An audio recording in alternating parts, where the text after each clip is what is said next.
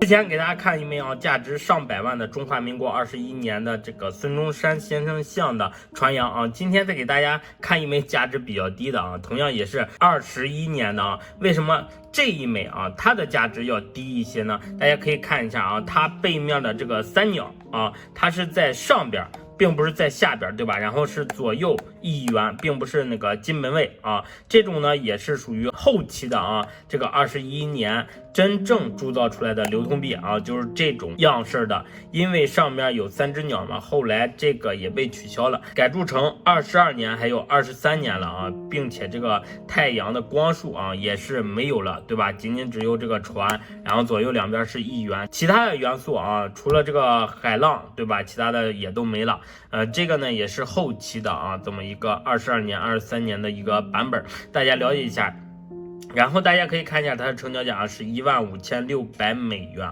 合人民币是11万，它的分数相对来说也是比较高的，达到一个62分整体的状态也是非常好的。这种三鸟它也被称之为军阀币当然它只是算军阀币当中的一个入门品种因为它相对于其他的军阀币来说也是量比较大的它与大家平常见到的小头、下五星、上五星，还有梨园红就是这种，它是属于一个级别的。基本上你像这种品相比较好的，都在10多万，对吧？一般品相的就是几万块钱就可以买到。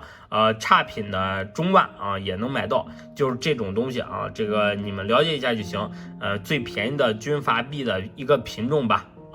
21年上三鸟，并不是说下三鸟下三鸟价值可能就达到上百万了，而这种上三鸟它的价值略低一些。然后大家可以看一下，是吧？这个也是 PCGS 评级的证明它的一个真伪然后整体的状态包浆也是比较漂亮的，对吧？你们看一下，尤其是背面这个状态62分11万买，其实我觉得不贵因为这种东西如果说在高峰的时候可能20来万现在仅有11万，对吧？所以说这个价格